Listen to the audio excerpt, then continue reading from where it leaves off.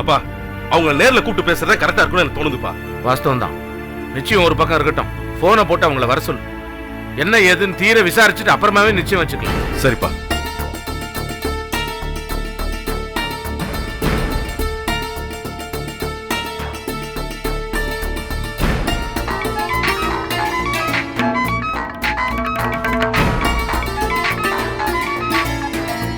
Hello Rajesh, நான் கோபி பேசுறேன். ஓ, ராகினியோட அண்ணனா?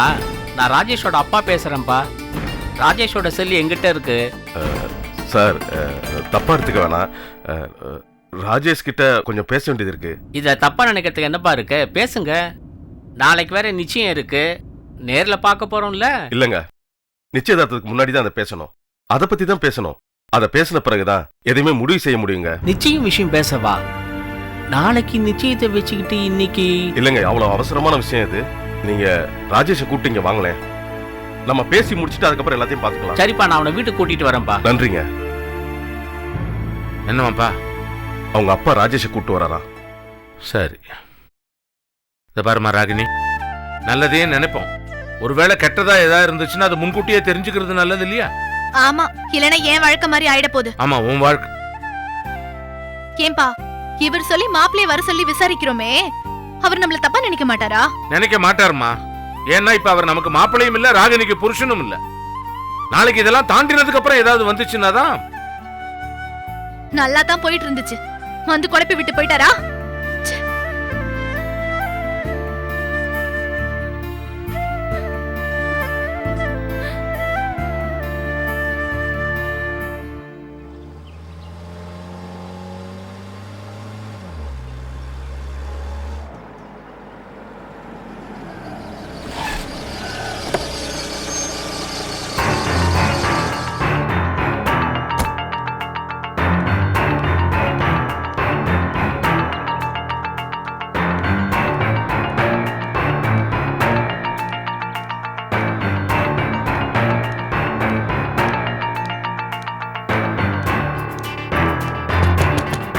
ராஜேஷ்,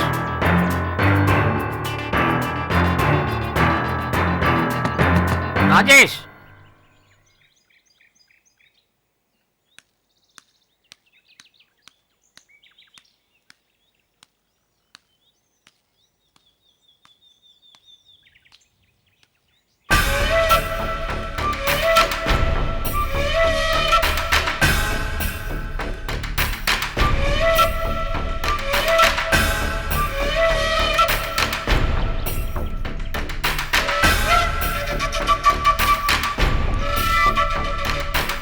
விட மாட்டேன்.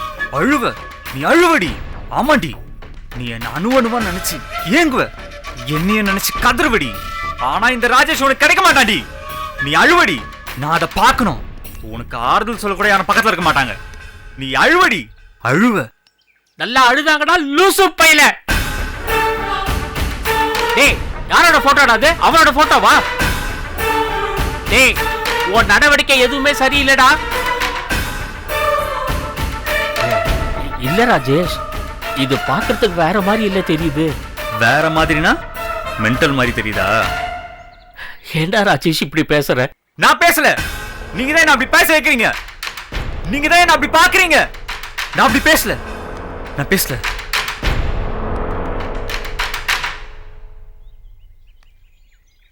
இல்ல ராஜேஷ், நீ அவளை நினைச்ச, அவ போயிட்டா. சரி, நீ நினைச்ச, ஃபீல் பண்ணின, எல்லாம் சரிடா. அதுக்காக போட்டோ வச்சுட்டு இப்படி ஏன்டா ஃபீல் பண்ணிட்டு இருக்க?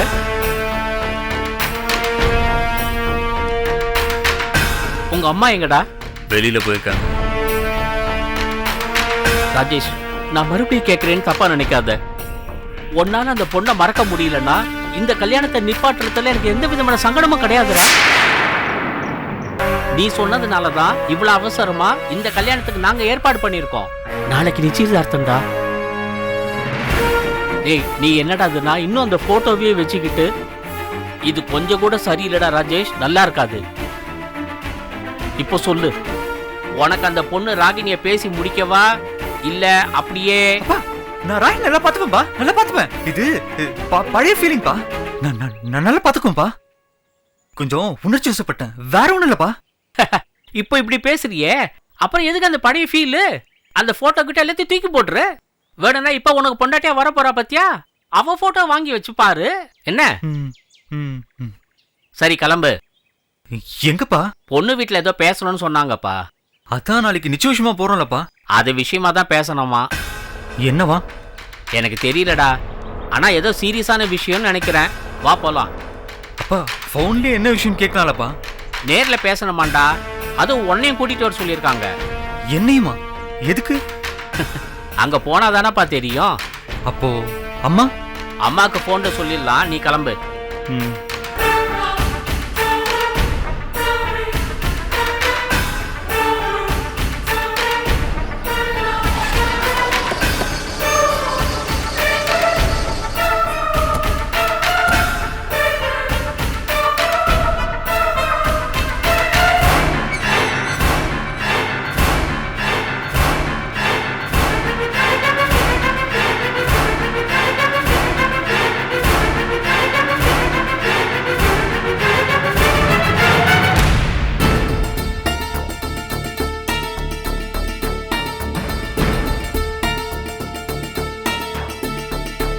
வணக்கம் வாங்க சார்.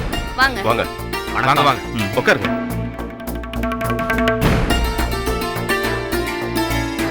உட்காருங்க.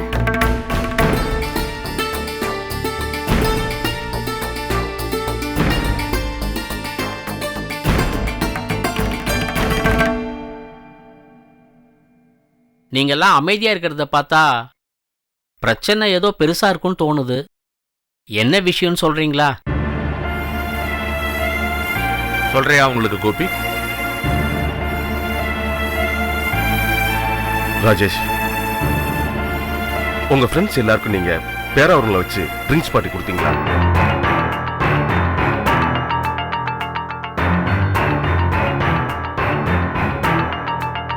நீங்களும் அங்கே ட்ரிங்க்ஸ் சாப்பிட்ருக்கீங்க.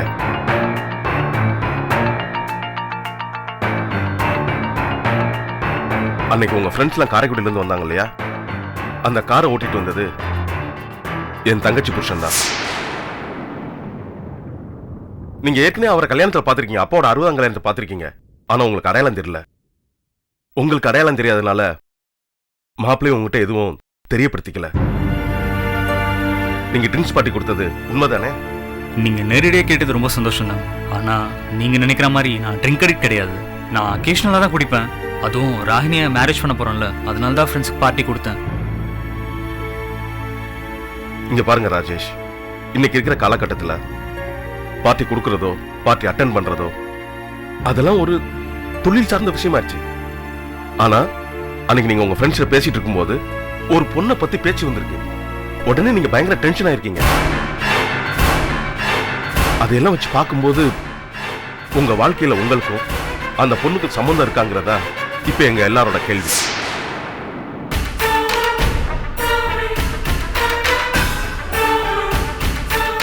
சொல்லுங்க ராஜேஷ்.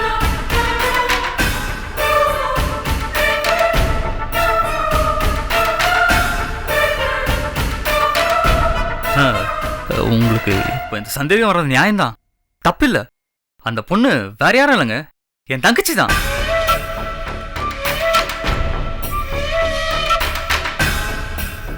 நான் வீட்டுக்கு ஒரே பையன்றதுனால அம்மா என் கூட துணையா இருக்கட்டுமேன்னு என் சித்தி பொண்ணு மாலினியை தத்தெடுத்து வளர்த்தாங்க. எனக்கு சின்ன வயசுலேருந்து என் ஃப்ரெண்டு தங்கச்சி எல்லாமே அவளாக தான் இருந்தா. ஃப்ரெண்ட்ஸ் என் தங்கச்சி பற்றி பேசும்போது நான் அவங்கள கோவிச்சது உண்மைதாங்க. தங்கச்சி பற்றி பேசினா நான் ஏன் கோச்சுக்கணும்னு நீங்கள் கேட்கலாம். அதுக்கு காரணம் இருக்குங்க. என் தங்கச்சியை என் அப்பா அம்மாவும் ரொம்ப சின்னமாக வளர்த்தாங்க. நானும் அவளும் ஃப்ரெண்டு மாதிரி தான் இருந்தோம். நான் எல்லா விஷயத்தையும் அவங்ககிட்ட ஷேர் பண்ணிக்குவேன். அவளுக்கு கல்யாணத்துக்கு ஏற்பாடு பண்ணி என் அப்பா அம்மா ஒரு மாப்பிள்ளையை பார்த்து கட்டி வச்சாங்க. ஆனால் அந்த இடியட் எங்களுக்கு துரோகம் பண்ணிட்டா. கல்யாணத்துக்கு முன்னாடியே ஒருத்தனை காதலிச்சிருக்கா. நான் எல்லா விஷயத்தையும் அவகிட்ட ஷேர் பண்ணியிருக்கேன். ஆனால் அவன் என்கிட்ட இருந்து மறைச்சிட்டா. எங்க யார்கிட்டயுமே சொல்லல. எதுக்காக மறைச்சானு எங்களுக்கு தெரியல. எங்ககிட்ட சொல்லியிருந்தா நாங்க கல்யாண பேச்சும் எடுத்துருக்க மாட்டோம். ஆனா அவ எதுவுமே சொல்லல, கம்முன்னு இருந்துட்டா. நாங்களும் சந்தோஷமா தான் இருக்கான்னு நினைச்சு கல்யாணத்தை முடிச்சு வச்சிட்டோம்.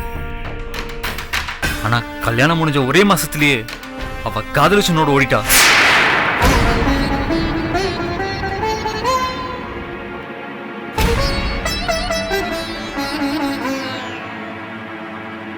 கொஞ்சம் யோசிச்சு பாருங்க, அந்த மாப்பிளோட மனநிலை எப்படி இருந்திருக்கும்?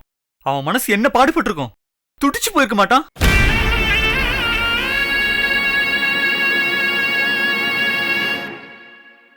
அதையும் விடுங்க, அவளை ஆசையா செல்லமா வளர்த்த என் அப்பா அம்மாவும் தலை குனிஞ்சு நின்னாங்க.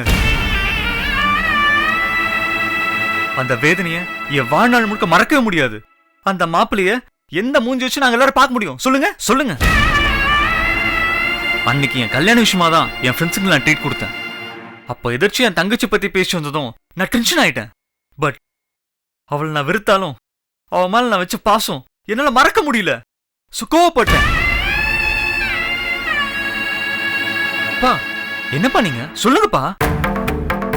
அதை விடுங்க சார், அது பழைய கதை. அதை பத்தி எதுக்கு பேசிக்கிட்டு? பா என்னப்பா நீங்க? இங்க பாருங்க, என் மனசு விட்டு சொல்றேன். உங்களை, உங்க ஃபேமிலிய எனக்கு இன்னும் பிடிச்சிருக்கு. உங்க காதுக்கு ஒரு விஷயம் தப்பா வந்ததும் நீங்களும் உங்க மனசுல எதுவும் நினைக்காம நேரா கூப்பிட்டு எங்களை கேட்கணும்னு நினைச்சுங்க பாருங்க. ரியலி கிரேட்ங்க. நான் நடந்தது எல்லாம் சொல்லிட்டேன், இப்பவும் சொல்றேன். இனிமே நான் அக்கேஷனலா கூட குடிக்க மாட்டேன். இது சத்தியம்.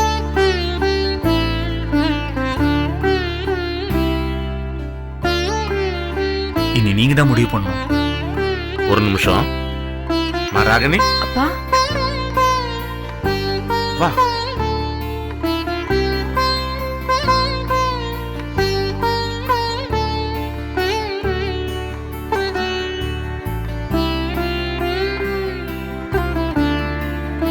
ராகினி, இந்த நிலைமையில அவங்க சொல்றத நம்புறதா நம்ப கூடாதான்னு எனக்கு புரியலம்மா. உன் மனசுல என்ன ஓடுது சொல்லு. அப்பா இப்பதான் நீங்க கரெக்டா பேசுறீங்க. அவர்தான் சொன்னார்ல தங்கச்சின்னு சொல்லி, இப்ப மூஞ்சி கொண்டு போய் எங்க போய் வச்சுப்பீங்க? அவர் சொன்னாருன்னு சொல்லி இவங்களை கூப்பிட்டு விசாரிச்சுட்டு இருக்கீங்க. நான் ராகினியை கேட்டுட்டு இருக்கேம்மா, அவ பதில் சொல்லட்டும். நீ என்ன நினைக்கிறமா? இல்லப்பா, இதே மாதிரி தான் ஏற்கனவே அவர் சித்தி பொண்ணு கிட்ட போனு கொடுத்து அவரை பத்தியே தப்பா பேச சொல்லி என்கிட்ட விளையாண்டாருப்பா. ஓஹோ. எனக்கு என்னமோ அவர் சொல்றதெல்லாம் உண்மைந்தாப்பா தோணுது. ஏமா ராகினி, அவங்க தங்கச்சி பத்தியும் கல்யாணம் நடந்ததை பத்தியும் முன்னாடியே அவங்ககிட்ட ஏதாவது சொன்னாரா? சொல்லல சித்தி. அப்பனா முன்னாடியே சொல்லியிருக்கணும்ல. அது எப்படி முன்னாடியே சொல்ல முடியும்? ஒருத்தனை கல்யாணம் பண்ணிட்டு இன்னொருத்த கூட ஓடி போயிட்டான்னு. இப்போ நம்மளே மலர் கோபி விஷயத்த பத்தி அவங்கள்ட்ட ஏதாவது சொல்லிருக்குமா? சரி, இப்ப அவங்களுக்கு என்ன பதில் சொல்றது அதை சொல்லுங்க. நாளைக்கு நிச்சயதார்த்தத்துக்கு வர சொல்லிருங்க. என்ன ராகினி, நீ என்ன சொல்றமா? சரி வாங்க.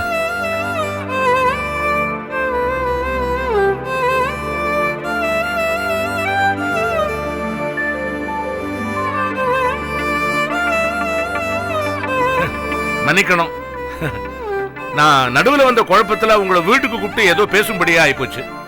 இதான் எங்களுக்கு ரொம்ப பிடிச்சிருக்கு. நம்ம பேசியபடி நாளைக்கே நிச்சயம் வச்சுக்கலாம். ரொம்ப சந்தோஷம். அப்ப நாங்க கிளம்புறோம். இருங்க, ஏதாவது காப்பியாவது சாப்பிட்டு போலாம். நாளைக்கு வரோம்ல, சாப்பிட்டுட்டே போறோம். சரி சரி. அங்கிள், நாளைக்கு நிச்சயத்துக்கு அந்த டிரைவர் என்ன வருவார்ல?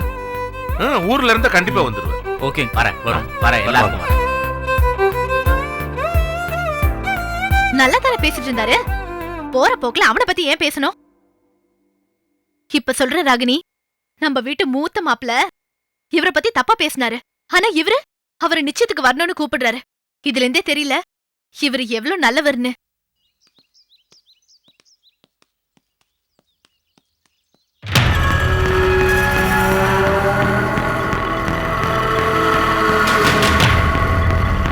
ராஜேஷ், இங்க பார், உன்னை பத்தின டீட்டெயில்ஸ் எல்லாம் பொண்ணு வீட்டுக்கு கல்யாணத்துக்கு முன்னாடியே தெரிய வந்திருக்கு. ஆனா நீ எதையோ சொல்லி சமாளிச்சிட்ட. கல்யாணத்துக்கு அப்புறம் அந்த பொண்ணுக்கு ஏதாவது ப்ராப்ளம் வந்ததுன்னா நான் அந்த பொண்ணுக்கு தான் ஃபுல்லா சப்போர்ட்டா இருப்பேன். இப்போ ஒண்ணு கெட்டு போல, நீ ஊன்னு சொல்லு, இந்த கல்யாணத்தை நிறுத்திடலாம், அந்த பொண்ணு வாழ்க்கையும் காப்பாத்திடலாம். டேட், என்ன டேட் சொல்றீங்க? கல்யாணத்துக்கு அப்புறம் நான் ராகினி பத்திரமா பார்த்துப்பேன் டேட். ஓகே, ஆனா நீ சொல்ற பொய்க்கெல்லாம் எனக்கு அப்படியே பதறுதுடா. நீ பாட்டுக்கு தங்கச்சின்ற தத்துன்ற அளந்து விடுற. டேட், 1000 பொய் சொல்லி கல்யாணம் பண்ணுவாங்க. ஆனா ஒரே ஒரு பொய் தான். உட்காருங்க டேட்.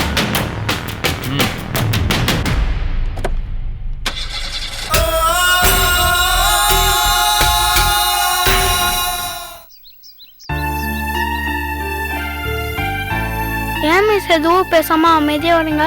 பாண்டி, இனிமே நீயும் என் வீட்டுக்கு வராத, நானும் உன் வீட்டுக்கு வர மாட்டேன். நீ சொன்ன மாதிரி நம்ம ஸ்கூல்லே பாத்துக்கலாம். Okay miss. அப்புறம் பாண்டி, நீ அந்த லூச பத்தி பெருசா எடுத்துக்காத. யார மிஸ் சொல்றீங்க? அதான் நம்ம ஸ்கூல் பிடி மாஸ்டர். அவருக்கு தான் பைத்தியம் பிடிச்சிருக்கு. ஏன் மிஸ் அவர் எனக்கு கண்டாவே கோவப்படுறாரு, அடிக்க வர்றாரு? நான் தான் சொல்றேன்ல அவருக்கு பைத்தியம் பிடிச்சிருக்குன்னு. நீ அவரை பத்தி எல்லாம் பெருசா எதுவும் கண்டுக்காத என்ன? ம். ம்